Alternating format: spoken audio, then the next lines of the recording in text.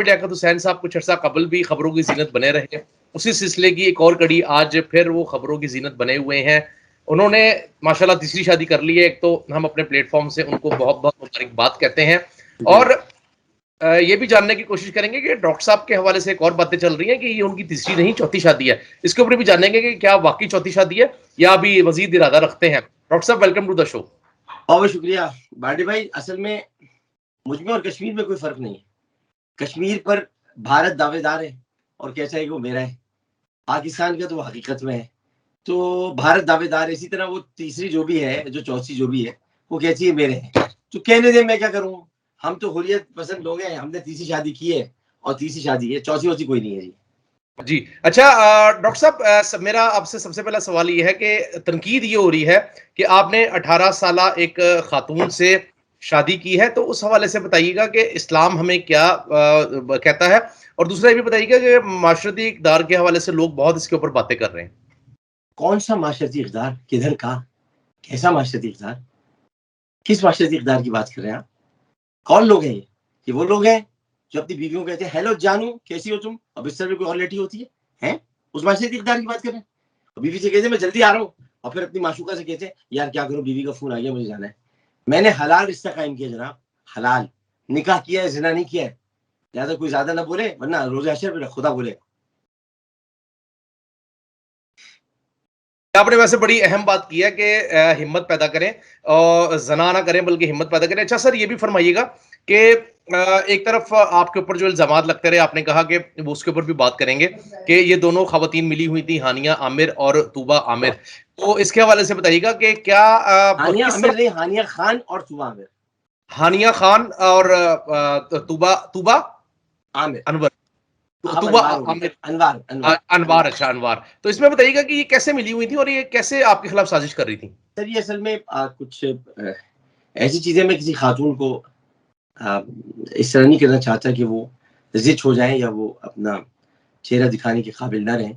तो बेहतर ये कि हम वो बातें ना करें कि जो आपके पास तो वो पहुंची हुई हैं, जो मैंने आपको बताई थी। तो ज़रूरत नहीं है कि ऐसी बातें हम करें।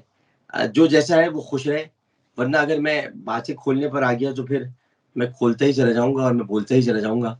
तो आप मुझे जानते हैं मैं कौन हूँ और मैं क्या हूँ। तो मैं अपना मुकदमा अच्छी तरह लड़ना जानता हूँ। लिहाज़ा मैं इस मौज़ू पर कोई भी बात, बस खुश रहें, सब खुश रहें।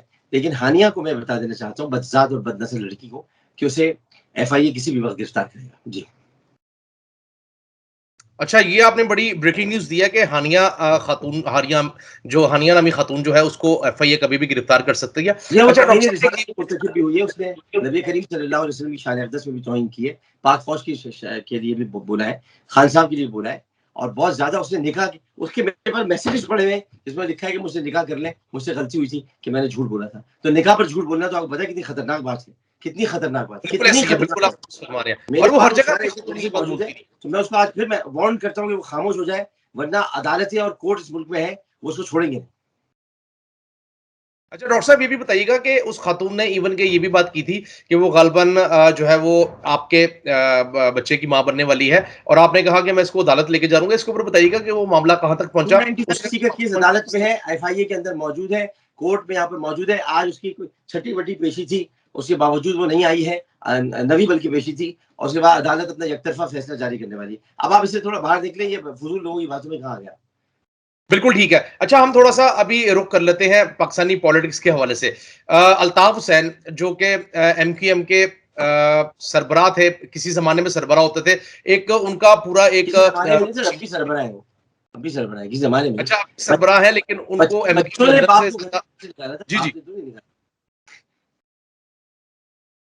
अच्छा डॉक्टर साहब ये बताइएगा कि अभी उनको बरी कर दिया गया है ये जो एक्सट्रीमिज्म के हवाले से जो उनका केस चल रहा था बरतानिया के अंदर, तो लोग इसके ऊपर भी तनकीद कर रहे हैं कि जी वो लंदन हाई कोर्ट से ज्यादा लाहौर हाई कोर्ट लग रही है। तो आप कैसे देखते हैं कि क्या वाकई उनके जो लोग बरी हुए किसी हैं हाल वो में खुश दुरुस्त नहीं हुए? रहते। सर सैयद अहमद खान ने बहुत पहले मजमून लिखा था, लोग किसी हाल में खुश नहीं रहते। अगर यही कोर्ट कल नवाज शरीफ को वापस भेज दे तो कहेंगे वाह वाह वाह क्या फैसला किया वहां की अदालत ने। और अगर यही कोर्ट अल्ताफ हुसैन को बरी कर दे तो ये तो देखिए जो ज्यादती हो गई, ये तो गलत हो गया, ये तो नहीं होना चाहिए था। ये लंदन की ज्यूरी है, पाकिस्तान की ज्यूरी नहीं है। वहां हर चीज देखी जाती है। वहां बोरिस जॉनसन को भी खड़ा होना पड़ता है, वहां पर गोर्डन ब्राउन को भी खड़ा होना पड़ता है। उधर जो बड़े बड़े यानी कि अगर आपको याद हो तो आयरन लेडी थी जो कि वजीर आजम थी, नाम उनका मैं भूल रहा हूँ, अब उन्होंने भी मुकदमात का सामना किया था और उसके बाद वो बरी हुई थी। खास तौर पे मैं अपने वजीर आजम, अपने लीडर जनाब इमरान खान साहब का जिक्र करना चाहूंगा, जिन्होंने लंदन में इयन बोथम को हराया था। इयन बोथम ने खान साहब पे करप्शन का इल्जाम और खास तौर पर बॉल टेम्परिंग का इल्जाम लगाया था। तो इयन बोथम को खान साहब ने लंदन की जूरी के फैसले के तहत शिकस्त दी थी। तो it is a London, not any other country. तो जरा लोगों को थोड़ा सा इसमें ख्याल करना चाहिए बोलते वक्त कि वो क्या बोल रहे हैं। अच्छा, मैं एमक्यूएम की पॉलिटिक्स के ऊपर बात करना चाहूंगा कि काफी अर्से से हमने देखा है तमाम धड़े जो हैं वो एक्टिव हुए हैं। फारूक सत्तार साहब मिले थे जाकर जो साबिक गवर्नर हैं सिंध के इशरत उल लिबाद साहब को। तो आप कैसे देखते हैं कि अभी अगर ये मामला हो जाता है, ये मामला ठीक हो गया, तो पाकिस्तान के अंदर भी जो अल्ताफ हुसैन साहब है उनको कोई रिलैक्सेशन मिल जाएगी और आइंदा आने वाले दिनों में हमको तब्दीली देख सकते हैं कराची के अंदर? पहले चॉकलेट खा लूं, मिठाई जो हम आपको बताता हूं। देखिए, जो फारूक सत्तार है वो तो वक्त के साथ बड़े नहीं हो रहे, छोटे होते जा रहे हैं। हालांकि इंसान थोड़ा सा बड़ा हो जाता है, लेकिन नहीं, वो छोटे होते जा रहे हैं। इशरत उल लिबाद जो है वो उनके नाम में ही इशरत है, इशरत, दौलत, इशरत। तो वो ऐसे आबिद और जाहिद हैं जो इशरत की इबादत करते हैं, तो उनको तो छोड़ दिया। बाकी ये कि हकीकत से हमें मुंह नहीं मोड़ना चाहिए। मैं वो पाकिस्तानी हूँ याया भाई कि जिसने हमेशा रियलिटी को फौकियत दी है। इमरान खान एक रियलिटी है, अल्ताफ हुसैन एक रियलिटी है। इसी तरह जो बलोच है वो एक रियलिटी है, इसी तरह पख्तून एक रियलिटी है, सराइकी एक रियलिटी है। अगर आप इन सबको कुचलते हुए चले जाएंगे तो कुछ नहीं होगा। और मैं आफरीन पेश करता हूँ पाक फौज को, जिसने सियासत से अपने आप को अलग रखा हुआ है, जो इस मौजूद पर कोई बात नहीं कर रही। वो उसने सही मायनों में पेशावर इदारा होने का सबूत दिया है। अल्ताफ हुसैन रिहा हो बरी हो, उन्हें कोई फर्क नहीं पड़ता। उन्हों का काम है सरहदों की हिफाजत करना, पाकिस्तान की हिफाजत करना। मैं आर्मी को खिराज तहसीन पेश करता हूँ। अच्छा डॉक्टर साहब, ये बताइएगा, अभी वजीर आजम इमरान खान साहब, अगर हम इस तरफ आए, वफाक की तरफ चले, तो एक गहमा गहमी सी सूरत हाल है। आप कैसे समझते हैं कि क्या अदम एतमाद हो जाएगा या फिर वजीर आजम इमरान खान साहब पे एतमाद जारी रहेगा और वो अगला साल भी पूरा करेंगे? देखिए, अदम एतमाद की तो खैर कोई इम्कान ये नहीं थी कि मुकम्मल हो जाएंगे, लेकिन अब पाकिस्तान में कुछ ऐसे पीटीआई के रहनुमा और एमएनएज और एमपीज हैं जो एक दूसरे को इतनी लान तान कर रहे हैं। मुझे अभी कराची के कुछ एमपीएस ने गालियां बकी हैं, तो अगर मैंने वोट नहीं दिया तो फिर क्या होगा? बताया मुझे क्या होगा? तो वो तो अपनी हरकत कर रहे हैं, लेकिन अगर मैं वोट देने नहीं गया तो फिर क्या हो जाएगा? एक एक वोट कीमती है, एक एक वोट कीमती है। तो उनको सोचना चाहिए, अगर मैं अल्ताफ हुसैन की हिमायत कर रहा हूं या मैं कह रहा हूं कि वो रिहा हो गए, तो मैं मुस्तकबिल की सियासत को सामने रख के कर रहा हूं कि क्या पता बात करनी पड़े, क्या पता वक्त आ जाए जब तालिबान से बात हो सकती है, तो फिर अल्ताफ हुसैन से भी करनी पड़ेगी इनको। जब करनी पड़ेगी तो पहले से ग्राउंड ऐसा बनाऊं कि खुदा न खासा कल को इमरान खान साहब पर इल्जाम ना आए कि इमरान खान साहब तो मिलने नहीं चाहते थे। पहले से ही उनका एक पार्टी का रहनुमा कह रहा है कि नहीं बात हो सकती है, तो कल को एक सॉफ्ट कॉर्नर तो हो। लेकिन ये सॉफ्ट कॉर्नर रखना नहीं चाहते, जो चाहते हैं वो झगड़ा हो, लड़ाई हो, मरे कटे। ऐसा थोड़ी होता है सर, सॉफ्ट कॉर्नर रखना पड़ता है। बिल्कुल ऐसी। अच्छा डॉक्टर साहब, ये भी बताइएगा कि वजीर आजम इमरान खान साहब तो पूरे एतमाद और मुतमईन नजर आ रहे हैं, लेकिन अपोजिशन की सफ़ों में जो है वो एक बड़ी बेकरारी से मौजूद है। आपके दरीना दोस्त, फेवरेट सियासतदान मौलाना फजलुर रहमान साहब बहुत एक्टिव हैं और उन्होंने कल ये भी कहा कि खेल आखिरी मरहल में दाखिल हो चुका है। तो आप क्या समझते हैं कि क्या खेल वाकई आखिरी मरहल में दाखिल हो चुका है अपोजिशन के लिए या हुकूमत के लिए? अब तक तो नहीं था, लेकिन मैं अपनी जाती बात आपको बता रहा हूँ। मुझे इतना तंग किया है कि मेरा शायद वोट जो है वो मुतजलजल हो गया। इसी तरह से बहुत सारे लोगों का वोट मुतजलजल हो जाएगा। यानी आप मुझे कल से गालियां दे रहे हैं। अगर मैंने अल्ताफ हुसैन को मुबारकबाद दे दी तो आप मुझे गालियां दे रहे हैं। अगर मिसाल के तौर पर नवाज शरीफ साहब की एहलिया का साने इर्तिहाल हो गया और पीटीआई के किसी रहनुमा ने कहा कि जी हमें बड़ा अफसोस है, तो आप उसे गालियां देंगे, उसे गालियां देंगे। इसी तरह अल्ताफ हुसैन बरी हो गए, मतलब उनको आपने कहा मनी लॉन्ड्रिंग फला बरी हो गए, तो आप मुबारकबाद दे देना, क्या हो गया? अब तो अदालत ने बरी किया ना भाई, वो खुद से तो नहीं हुआ ना बरी, अदालत ने किया है।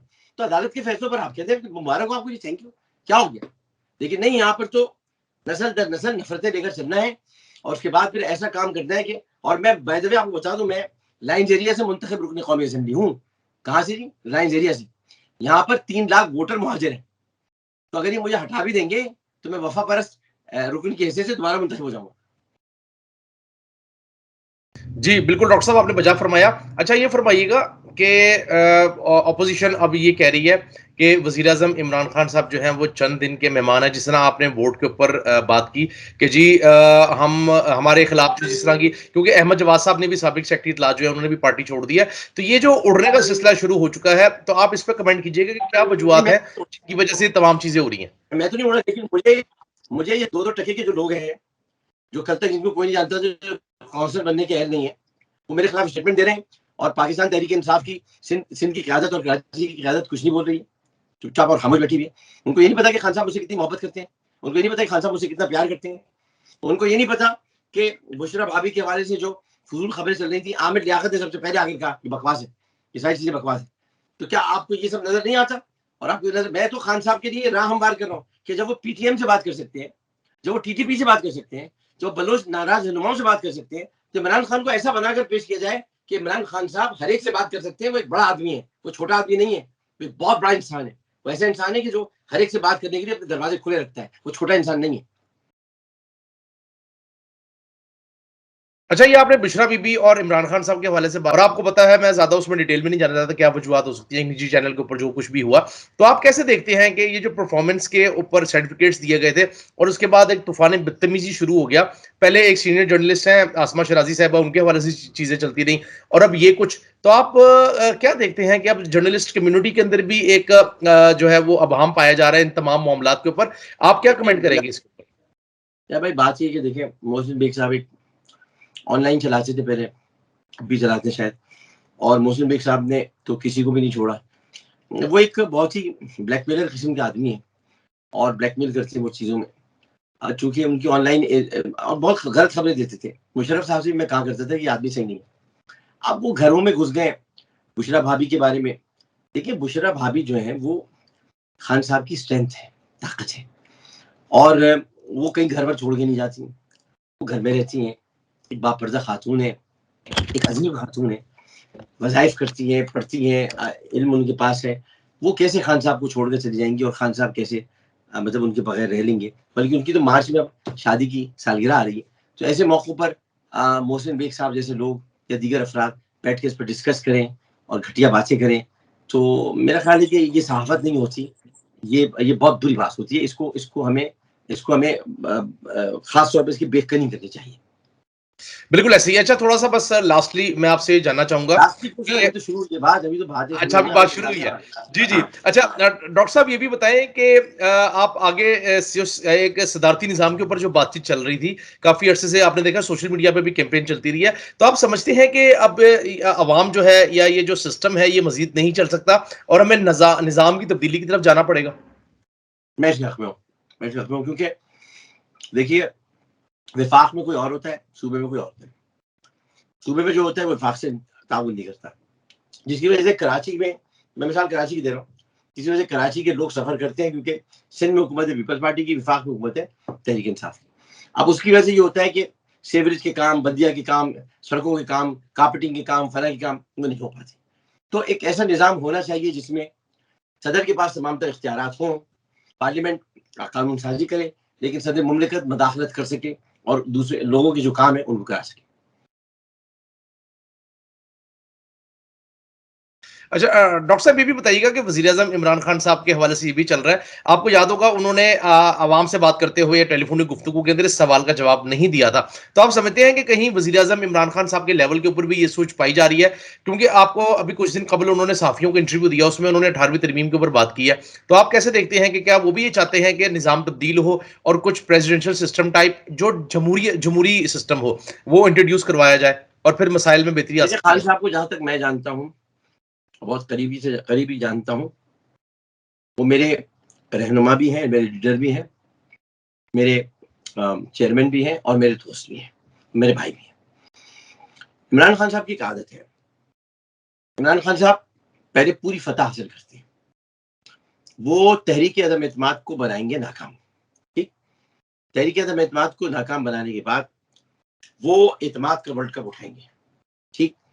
एतमाद का वर्ल्ड कप उठा के कहेंगे, मैं इस घटिया निज़ाम से रिटायरमेंट का ऐलान करता हूँ, ठीक है? और उसके बाद जब रिटायरमेंट का ऐलान करेंगे, इस्तीफ़ा देंगे, आरिफ अलवी साहब इस्तीफ़ा देंगे, वो सदर मुमलिकत बन जाएंगे। जब वो बन जाएंगे तो हम जैसे उनके सिपाही जो हैं वो आईनी तरामीम लाकर सारे इख्तियारात सदर को दे देंगे, उसके बाद कर लो जो करना है। यानी आप कह रहे हैं कि इलेक्शन होते हुए आपको नजर नहीं आ रहा आइंदा? इलेक्शन देखिए, अगर हो भी गए तो कराची तो बदल गया है, मैं आपको बता दूं, कराची तो कल के बाद से बदल गया है, कल के बाद से कराची बदल गया है।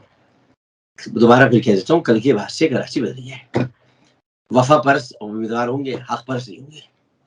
तो वफा परस उम्मीदवार जो भी होंगे, देख लीजिएगा उनकी वोटों की तादाद कितनी होती है, आपको पता चल जाएगा, चीज आपको मालूम हो जाएगा। तो जब एक चीज बदल रही है तो फिर हमें ये समझना चाहिए कि चीजों को जब बदलनी है तो फिर उसको सही तनाजुर में बदलें, मोहब्बत के साथ, बातचीत के साथ बदलें।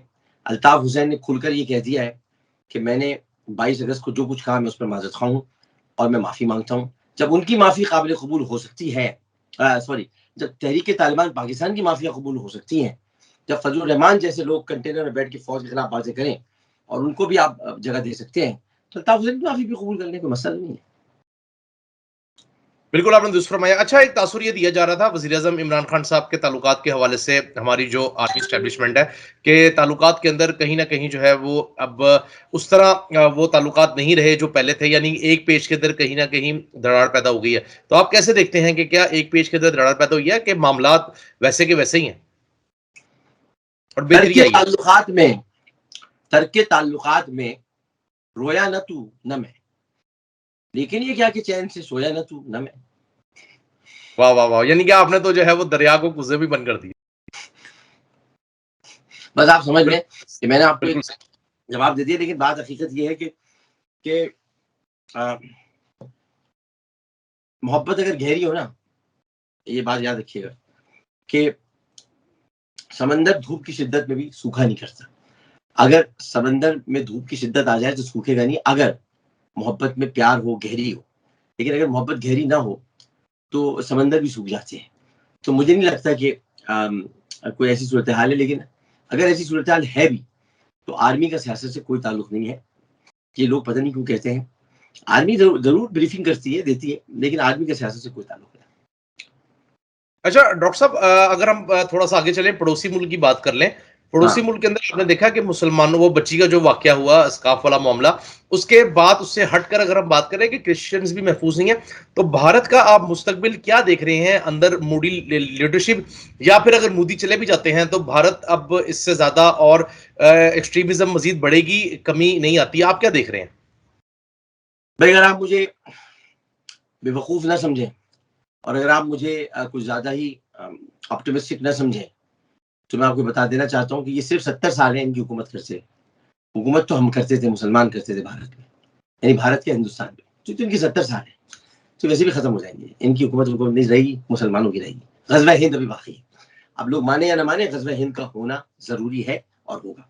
रह गई बात मुसलमानों की या दीगर अकलियतों की, पहली बात तो मैं आपको बता दूं, मुझे वहां के मुसलमानों के लिए दर्द है, अफसोस है, लेकिन मुझे उनसे कोई हमदर्दी नहीं है। मुझे उनसे कोई हमदर्दी नहीं है। उसकी वजह यह है, बुरा नहीं मानिएगा ना आप ना वो लोग, इसलिए नहीं मानिएगा क्योंकि इन्होंने मेरे कायदे आजम को काफिर आजम करार दिया, इन्होंने मेरे पाकिस्तान को ना पाकिस्तान करार दिया, खाकम बजाएं। तो ऐसे लोगों से मुझे कोई हमदर्दी नहीं है। मरे कटे वहीं पर रहें, इनके अजदाद छोड़ के आए थे, छोड़े। मेरे कायदे आजम आ गए थे, मैं अपने कायदे आजम की इज्जत करता हूँ। मेरे कायदे आजम ने आज मुझे पाकिस्तान दिया, तो मैं खुलकर आपसे बात कर रहा हूँ, रह रहा हूँ। वरना मेरी औकात होती कि मैं आपसे बात करता, मेरी औकात थी। तो लिहाजा ये लोग मरे कटे, इनके साथ जो कुछ भी हो, ये अपना बीज खुद बोया हुआ आज उसके फल काट रहे हैं। लिहाजा मुझे इनसे कोई हमदर्दी नहीं है। बिल्कुल आपने दुरुस्त फरमाया।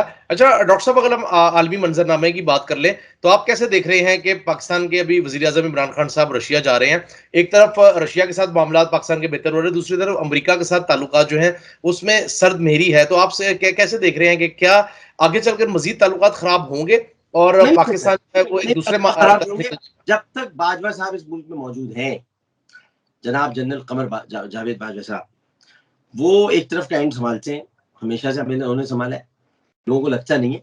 ये इस शख्स की कुर्बानियां बहुत बाद में नजर आएंगी आपको। बड़ा प्यारा इंसान है, मैं तो इनसे मिला हूँ। मैंने इतना खूबसूरत आदमी, इतना बेहतरीन इंसान, इतना जॉली इंसान, और पाकिस्तान से बलूचिस्तान रेजिमेंट का झंडा इनके दफ्तर में लगा रहता है, खुश रहते हैं उसमें। और इन्होंने यानी सऊदी अरब में जाकर भी ताल्लुकात बेहतर किए। अब अगर ये रशिया जाएंगे तो वो अमेरिका चले जाएंगे, तो ये मतलब वो कहीं ना कहीं से स्ट्रेटेजिक जो मामला है उनको दुरुस्त कर देंगे। और ये एक पेज पे ही चल रहे हैं दोनों? जी बिल्कुल। नहीं, कौन एक पेज पे चल रहा है? हमारे वज़ीर आज़म इमरान खान साहब और जनरल बाजवा साहब, ये पॉलिसी जो है वो दोनों मिलकर बना रहे हैं।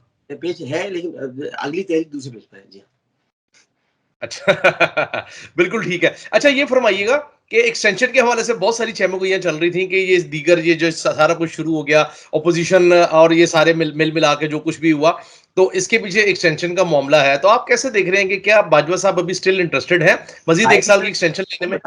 अब मैं आपको आज समझा देता हूँ। चलिए, आपने बड़ा जबरदस्त सवाल कर लिया, आज मैं समझाता हूँ, दिल खोल के समझिएगा, और ये बड़ा इंपॉर्टेंट सवाल है, यही आपने हेडलाइन लगाइएगा। देखिए, बाजवा साहब को एक्सटेंशन मिली, ठीक, और सुनिएगा, बांडी साहब बड़ा टेक्निकल बात है। बाजवा साहब को एक्सटेंशन मिली, जिस दिन एक्सटेंशन मिली उस दिन सुप्रीम कोर्ट ने यह फैसला किया कि नहीं, एक्सटेंशन नहीं होती है, इसको आपको साबित करना पड़ेगा, यानी पार्लियामेंट के एक्ट के तहत आपको करना पड़ेगा। तब जाकर के उगदा खुला कि मुद्दत मुलाजमत की तयन नहीं अभी तक, जिसकी जो मर्जी जा रही है वो 3 साल लगा रहा है। 3 साल तो है ही नहीं, ये तो किसी ने खुद ही कर दिए थे 3 साल। तो पहले तो मुद्दत मुलाजमत का तयन हुआ कि 4 साल होगी, अगर आपको याद हो कितनी होगी, 4 साल होगी। यानी 4 साल का मतलब ये कि अभी तो बाजवा साहब को एक्सटेंशन मिलनी 1 साल बाद थी, अभी तो 3 साल में तो पूरी नहीं हुए, 4 साल बाद पूरे होंगे ना। तो 4 साल तो अब हुए, 4 साल अब हुए हैं, अब एक्सटेंशन मिलेगी 4 साल की, पॉइंट समझा? अब एक्सटेंशन 4 साल की मिलेगी तो 8 साल हो जाएंगे। तो इसका मतलब है कि 2022 में इनको एक्सटेंशन मिली, अब मजीद 4 साल लगा लें तो 2026 तक ये है, नहीं जाते कहीं। अच्छा, आपने 2026 तक कह रहे हैं कि बाजवा साहब जो है वो कहीं नहीं जा रहे एक्सटेंशन की तरह से? भाई एक्सटेंशन की तरह से, उसके बाद की एक्सटेंशन तो बाद की बात है, अभी 2026 तक है। बिल्कुल ऐसे ही है। अच्छा डॉक्टर साहब ये भी बताइएगा, एक बात याद रखिएगा, एक बात याद रखिएगा, जी हमने खान साहब को 176 वोट दिए और हमने बाजवा साहब को 365 वोट दिए, और दे दो वोट को इज्जत कितनी देनी है? वोट को इज्जत, बिल्कुल सही है कि 365 और 176 की वोट को इज्जत दो, मजीद अगर किसी को चाहिए तो वो भी हाजिर है। अच्छा ये बताइएगा कि आपके फ्यूचर प्लान्स क्या हैं? क्या मजीद सियासत को परसू करना है, या फिर मीडिया के अंदर रहना है, या क्या मामलात हैं, या फिर जो है वो सियासत से किनारा कशी इख्तियार करके पूरा टाइम जो है वो मीडिया को देना? भाई मुझे नौकरी मिल जाएगी अगर किसी इदारे में तो मैं मीडिया में चला जाऊंगा, नहीं मिलेगी तो तंग करता रहूंगा। कि आइंदा आने वाले दिनों में जो है वो मुल्क की हालात आप क्या देख रहे हैं, बेहतरी की तरफ जाएंगे? क्योंकि हम तो ये उम्मीद करते हैं कि पाकिस्तान के हालात में मजीद आगे चलकर मुस्तकबिल के अंदर जल्द से जल्द बेहतरी आए। पाकिस्तान दिन दुगनी रात चौगनी तरक्की करेगा, पाकिस्तान के हालात बहुत बेहतर होंगे, पाकिस्तान कायम रहने के लिए बना है, पाकिस्तान को किसी का माइक का लाल खत्म नहीं कर सकता। पाकिस्तान जिंदाबाद। बेशक पाकिस्तान जिंदाबाद। नाजरीन, डॉक्टर साहब की आपने गुफ्तगू सुनी है, वज़ीर आज़म इमरान खान साहब की तरह ये भी पुर उम्मीद और मुतमईन है कि पाकिस्तान के हालात बेहतर होंगे, और वज़ीर आज़म इमरान खान कहीं नहीं जा रहे, और साथ ही साथ जनरल बाजवा साहब के हवाले से भी इन्होंने जी जी घबराना नहीं, घबराना नहीं है, घबराना नहीं है, बिल्कुल डॉक्टर साहब ने जिस तरह कहा कि आपने घबराना नहीं है। और इंशाल्लाह ताला हम उम्मीद ये करते हैं कि हालात पाकिस्तान के बेहतर हों, और पाकिस्तान के हालात बेहतर होंगे तो ही अवाम के हालात बेहतर होंगे। और एक पेज पर है दोनों, लेकिन एक पेज उनका है और एक पेज उनका है, आगे पीछे दोनों पेज, आगे पीछे दोनों पेज है। जिस तरह डॉक्टर साहब कह रहे हैं पेज दोनों का एक ही है, लेकिन वो एक सफा होता है ना, उसके एक तरफ एक वो होता है हिस्सा और दूसरी तरफ दूसरा होता है, तो बेसिकली वो ये वाला पेज है। तो बिल्कुल, यानी कि वो पेज पे ऐसे नहीं है, वो पेज पे ऐसे हैं, आगे पीछे नहीं, अलग अलग अलग अलग है भाई, दोनों पेज पे आ रहा है। क्या बात है? अच्छा अलग अलग है, बिल्कुल ठीक हो गया। डॉक्टर साहब आपका एक दफा फिर शुक्रिया, और इंशाल्लाह ताला हम कराची आकर भी आपसे गुफ्तगू करेंगे और आपके साथ एक अलहदा से निशिस्त करेंगे, या आपका लाहौर आना होगा तो इंशाल्लाह ताला आपसे हम बैठ के जो है वो बातचीत करेंगे इसके ऊपर। मुझे दीजिए इजाजत, अल्लाह हाफिज।